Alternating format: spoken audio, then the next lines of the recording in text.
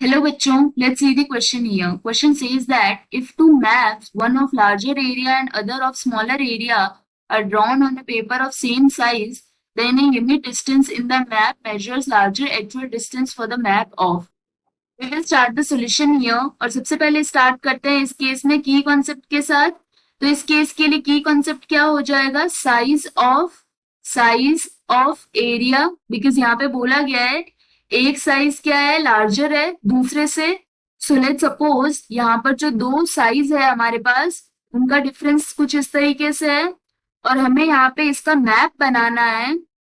And जो map बनेगा जिस पेपर पे उसका साइज क्या है, यहाँ पे सेम है दोनों के लिए. So this is the size of paper जिस पे हमें मैप बनाना है.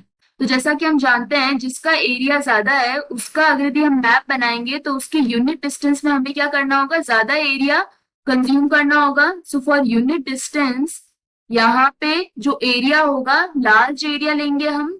So it will have large area in unit distance. वहीं अगर स्मॉलर एरिया की बात करें तो इसके यूनिट डिस्टेंस में क्या होगा, स्मॉल सेक्शन ही हम काउंट करेंगे. So smaller area only we will have. इस क्वेश्चन में हमें यही बताना था that unit distance in the map measures larger actual distance for the map of. So for this case यहाँ पे जो लार्जर एक्चुअल डिस्टेंस मेजर करेगा unit distance, it will be in the case of larger area. That is, A is correct option in this case. This is the final answer. I hope you understood the explanation. All the best.